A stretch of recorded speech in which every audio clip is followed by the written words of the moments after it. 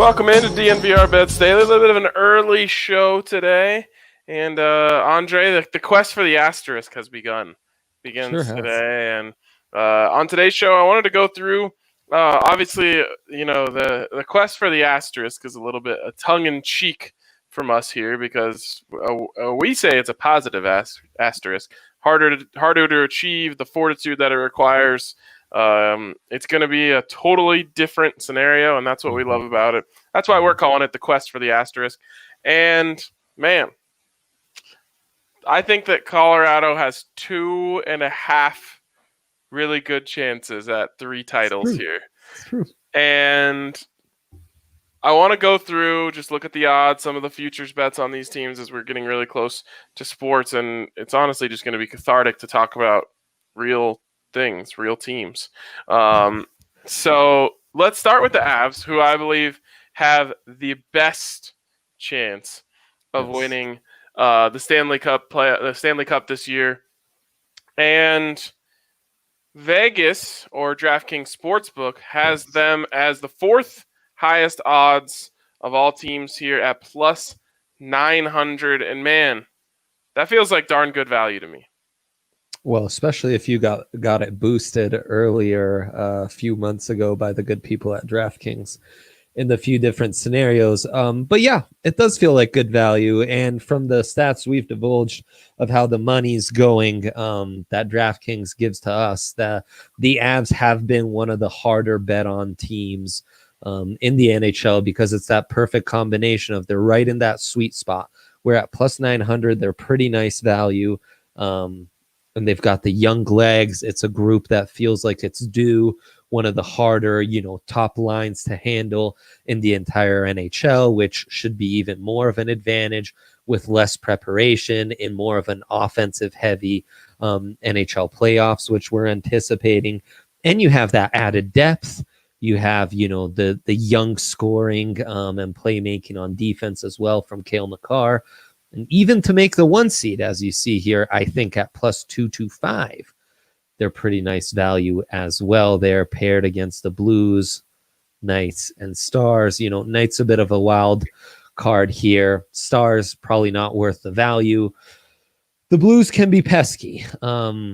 And we've seen this in all the other sports we've talked about thus far, Ryan. When you return on the short season, we've seen a lot of unpredictable stuff. And I think the Blues are one of those teams in the NHL that really play into that. There's going to be a lot of variance from them. They could go on a crazy run. They could also fall apart to some extent. And I wonder how much with them there'll be some of the stuff we were talking about the Nationals on the Rockies podcast yesterday, where, they're the defending champs. Will they feel the weight of the asterisk and say, you know what, we just won the cup. What do we care? This isn't a legitimate trophy. We don't care. Give it to them, and just not have that same rallying cry. Well, I think the Avs are quite motivated and really rallying around each other here. Yeah, and Allie just brought up the odds from DraftKings Sportsbook here, which have the Avs at plus 225 to get the number 1 seed. Now remember, there is a round robin tournament, I guess is what you would call it, that's going to take place here. Starting next week, the Avs are going to play all 3 of those teams that you see next to them there on the screen: the Blues, the Golden Knights, and the Stars. Yeah. Whoever comes out of that with the most points is going to be the number 1 seed in the West. I kind of love the Avs value here at plus 225. There's a couple things that are giving me a pause on this and giving me pause on the Avs at plus 900 to win the Cup. And it starts with Cale Makar. We just don't know. And we're not going to know anything about any injuries in the NHL, which we normally don't know much, but we're really going to know nothing. We're not even getting lower body injury anymore. We're getting unfit to play or unfit to practice, as it was with Cale. It could be anything. I've asked around to people that I know, and it's been made out to be somewhat minor to me. But I can't trust that 100%. It sounded, it was a little more speculative than I would like. So, for the 1 seed, that gives you pause, especially, Right, exactly. For the 1 seed, it would be easy for them to say we're going to sit out Kale until the real playoffs, right? If it's Totally. anything that they're Yes. worried about. Yeah, and the other thing is how much does the 1 seed really matter with everything being played in the bubble and neutral ice? Now, I'd argue everyone's fighting against not getting that 4 seed. Um, that I do think is important. But how important is the 1 seed over like the 2 seed or even the 3 seed? I don't know. I'm a bit more skeptical. And I do think we could see teams play like 2 games hard, 3 games not so much. But with the championship odds, I still think you're kind of sitting pretty there with the Avs. I just feels like a lot of factors play into their favor. Now, what's interesting is here the Golden Knights are the third most likely team to get the 1 seed, but in the odds to win the whole thing in the Stanley Cup odds, the Golden Knights are the top Western Conference team, and then followed by the Avs. So large variance between the Knights and Blues here, because the Blues are at plus 1,000 to win the whole thing. Right. But they're the top Western Conference team to get the 1 seed. Now, obviously, coming into this, that's where they were at. But the Golden Knights, even though they're the third most likely team per these odds to get the 1 seed in the West, are the Western Conference team with the best odds to win it all.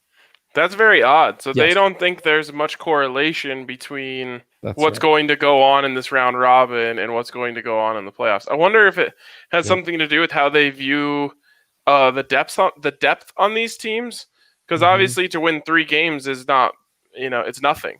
But winning 3 games doesn't even win you a series once you reach the playoffs, Right. So maybe they're saying, okay, we think the Blues have the best top line talent here. They're going to be able to win 3 games, but we don't trust their depth. I'm just trying to guess. I don't know necessarily enough about the Blues' depth to be able to speak to that.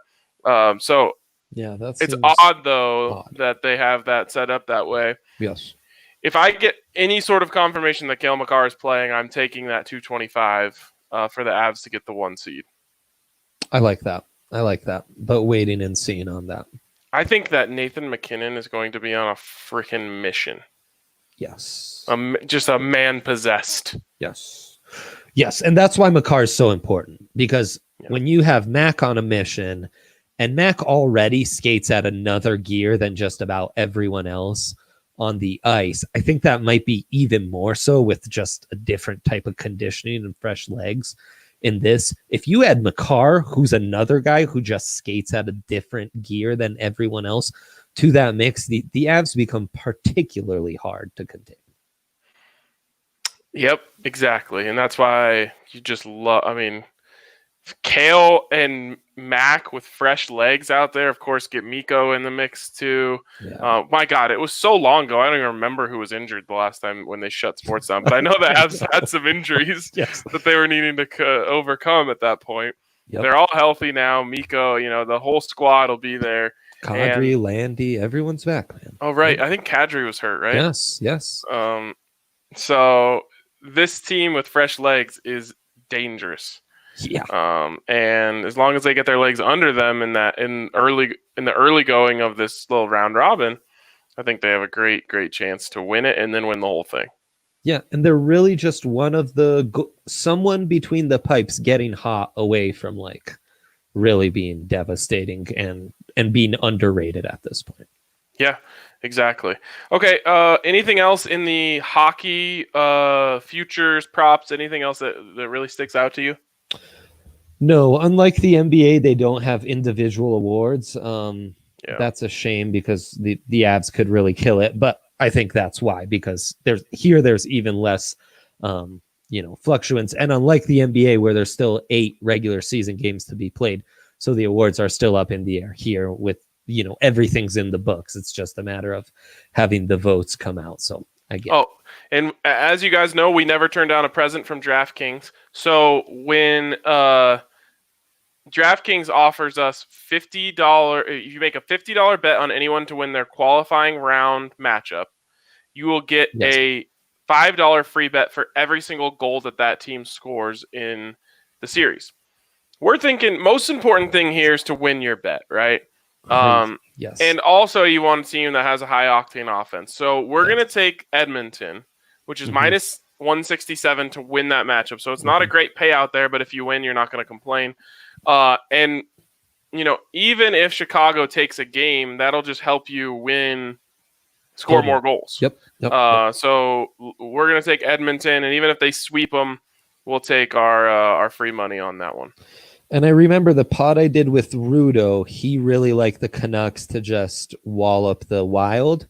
You get that at minus 122. You might not be getting quite as many goals. The thing is, I worry that's a shorter series too. So Edmonton is the better value, but if you want to back up and you don't love the minus 167 on the Oilers, the Canucks at minus 122 aren't bad either. Okay. But yeah, those are great. I mean, you're more or less, I think, getting gifted $50 there. Yeah, hopefully. I mean, 10 goals in 3 games, even if it's a sweep, should be right. That's a conservative estimate. Right, and you think even if they lose the series, you'll probably get your money back on the goals. Mm-hmm. So that's the move, right? There. All right, let's move on to the NBA here and the Nuggets and their quest for the asterisk.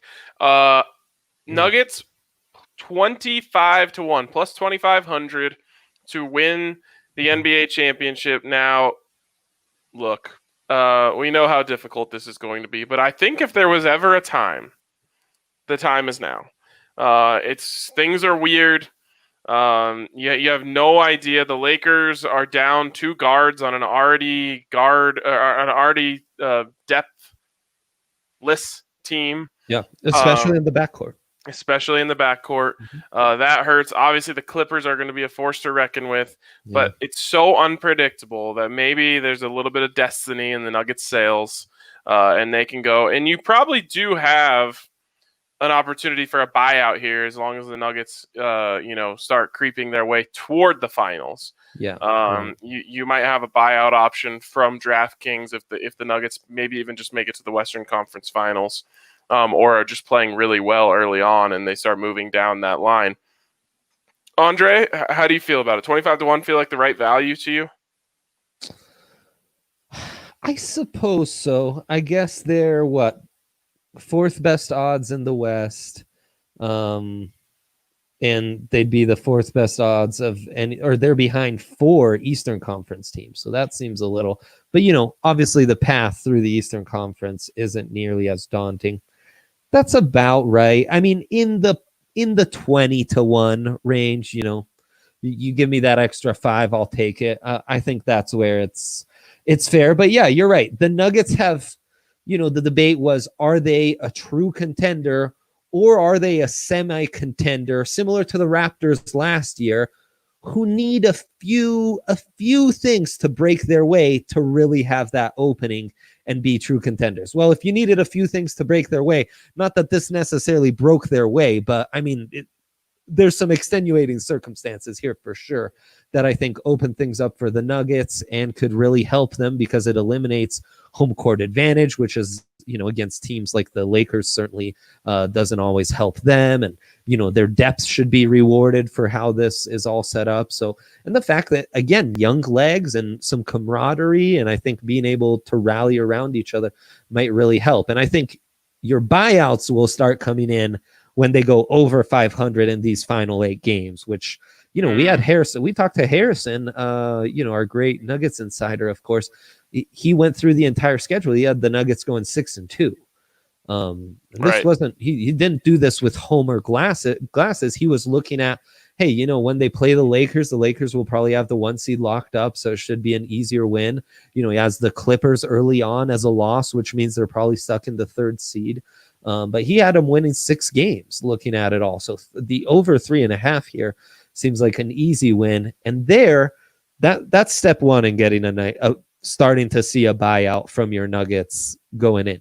The other factor is if the Clippers or the Lakers, for some reason, falter in these final 8 games and the Nuggets can slip into one of those top 2 seeds, then all of a sudden you're going to see those odds to win the championship go up from 25-1, just automatically because their path all of a sudden becomes much easier.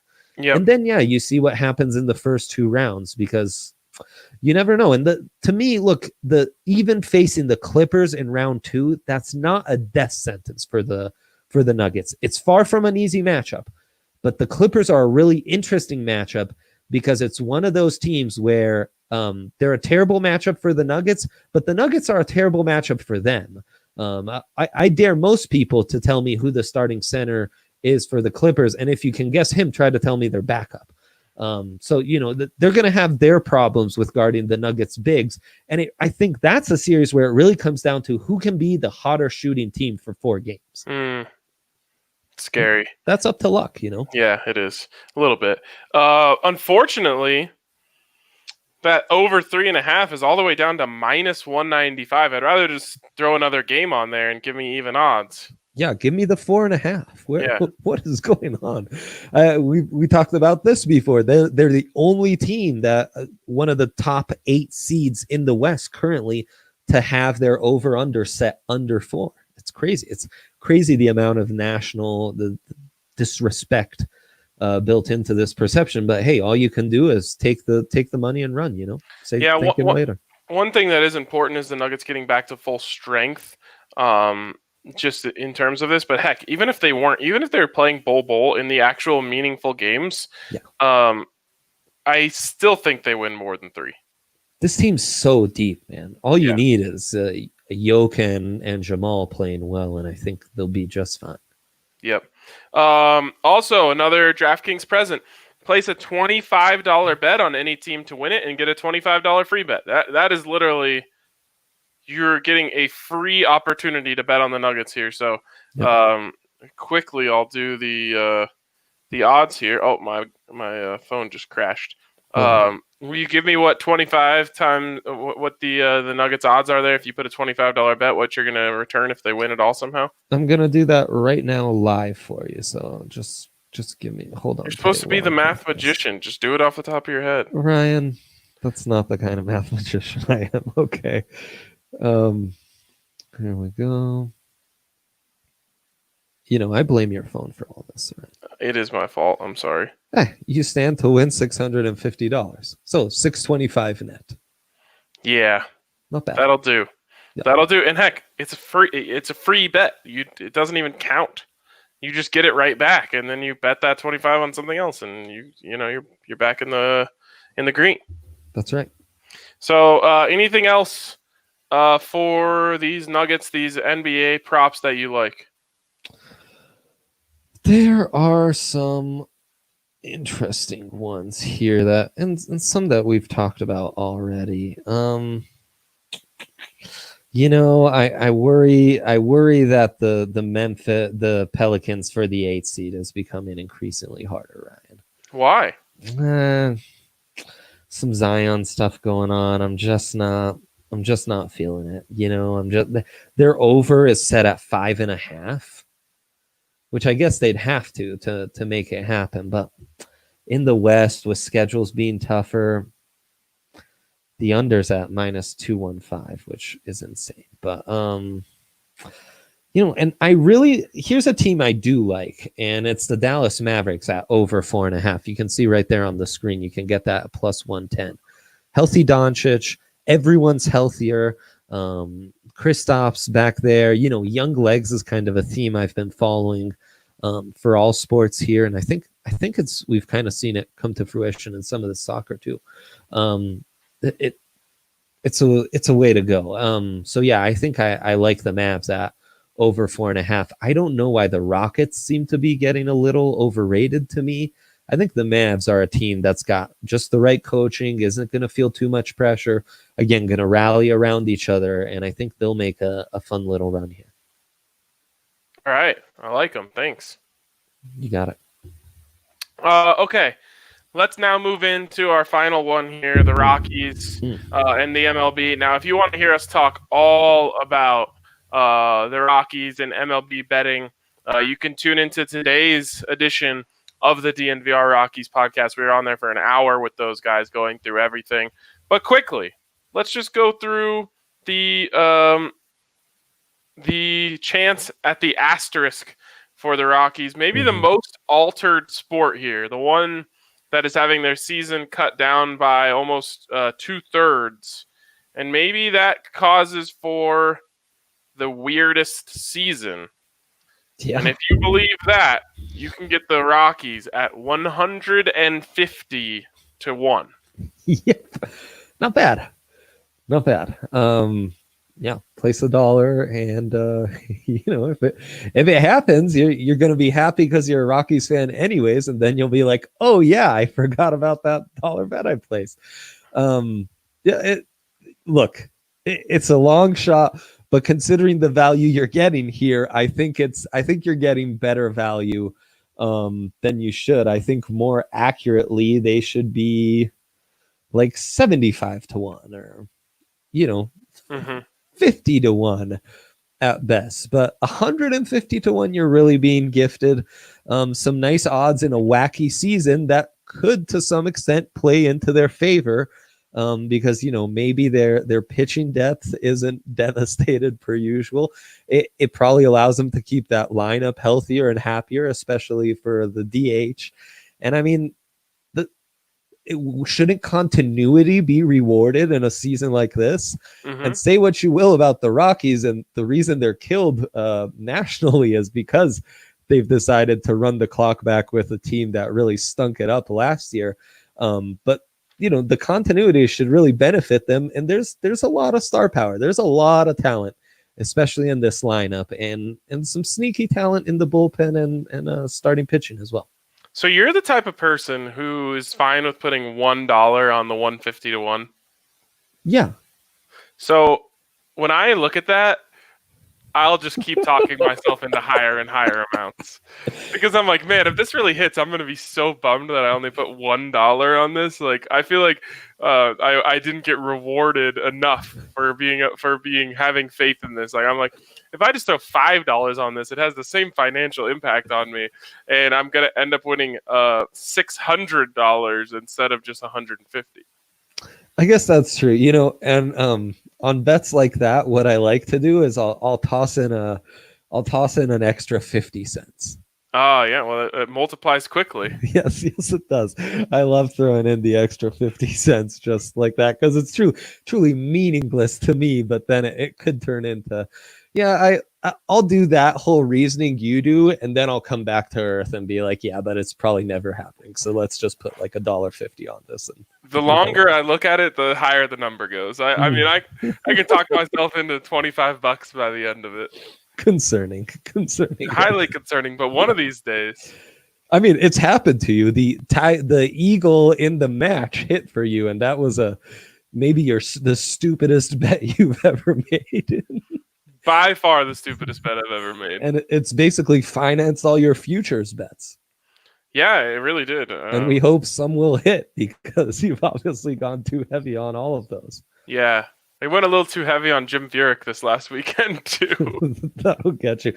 The other thing is, I figure if the Rockies are making a run to the point of me regretting not having put enough on them to win the World Series, I'll have bet a lot of money on them all, throughout on the journey to get there. So I'm sure that I'll be fine in that sense. So, and here's the last thing on the Rockies. Again, listen to DNVR Rockies podcast today to hear a bunch, but we love what's up on the screen right now, which is over 26.5 for the Rockies. We all think that's too low. It would probably have to be set at 30.5 for me to really stop and pause. But at 26.5, I think that they can take care of business on that pretty easily. Yeah, me too. I mean, they seem set up to be just fine in that case. Dre, some bad news here. We have the first leg of our parlay covered easily with Man City beating Watford 4-0. Arsenal, I warned the listeners, though. I said, do not be surprised if Arsenal loses. That would be the most Arsenal thing ever to do. And 27 minutes into the match, it is 1-0 Aston Villa. That's right. Now, this always, I love talking about going inside the bettor's mind here. Yeah. This always creates an interesting scenario in your mind, because you're like, oh, well, now the team that I need to win this parlay is losing. Do I double down on them and hit the live line at plus 350. And then if they win and if they pull this off, I'm going to really be a happy man. Or do you go the other way? Do you fade yourself and, take Aston Villa minus 143 and try and recoup your losses? My thought exactly, Ryan. Time to double down. That plus 350 is a beaut. Let's go. All right, there you go. That's the decision from Andre. We double down on Arsenal. They should have the firepower. Yeah. No pun intended. Nice. 2 goals from Arsenal. That's what we need. Yeah. Maybe tie is a good bet here too. But then you lose tie your wouldn't be parlay. bad. And yeah. But that's no fun. That might be a decent hedge. Yeah. And if you're patient, Dre, in the time we've been talking about this, it's already up to 370. Let's go. All right. Any bets you have on the slate for tonight? I've got some more bets that we didn't get to cover on the podcast there, because the more I've thought about this over 110 or more strikeouts, any pitcher with 110 or more strikeouts, that's yes at plus 125, over 125, yes at plus 600. And I did the math. All the top guys in strikeouts last year, they're all averaging, the Jacob deGroms, Max Scherzer, Jared Verlander, Garrett Cole. They're all averaging well over 10 strikeouts per 9 innings, or per inning, sorry. And they're, 10 strikeouts per outing. Per outing, yes. And so we're projecting like 12 outings here, even if it's just 10. These guys are averaging like 11 Ks per. I think these are both like easy overs. And I know we're projecting more offensive heavy, but I think those really dynamite pitchers, I think those guys will be as dominant as ever, just because swings might get lazier, guys might get a little more hack heavy. So that's my thing. I'm predicting lots of home runs. And I would predict lots of strikeouts for the exact same reason. Right. Like, you know what I mean? Like, these guys are going to be swinging for the fences. I think this is almost going to be like arcade baseball. Like, everyone wants to hit a home run on every at bat. And it's just, I don't know. I think it could get really weird. Now, I know Drew and Patrick kind of cringed when I said that, because I think they believe that these guys are going to take it a lot more seriously. And I think they are going to take it seriously. Sure. I just think, I don't know. I think there's a chance that a guy's going to look down and see he has 9 home runs with 20 games to play and just be like, what is going on? I need more, Like, I can't have a sub double-digit home run season. Right. I think there's going to be a little more YOLO mode. I think it's going to be like, this is a sprint, not a marathon. So we are like trying to pack more into each punch. Yeah. Yep, exactly. Anything you have on the slate for tonight? Tonight. Well, yeah, we hope that Arsenal can turn this around, and then the AC Milan to beat Sassuolo and the over 3.5 goals. Both those teams have been very high scoring. So those are both in play right now this afternoon. You can jump on all that. For the slate tonight, for tomorrow. Oh, well, we have lots of games in Italy here, Ryan. Lots of games, including the Genoa Derby. I like Genoa here, plus 180 over Sampdoria. I like Verona plus 205 against Torino. That's really juicy. Verona, the far superior team. You're kind of getting a extra boost because they're on the road. But as we've told you all along, we don't care. A nice little Liverpool-Chelsea here. Liverpool has the championship locked up. Chelsea at plus 255.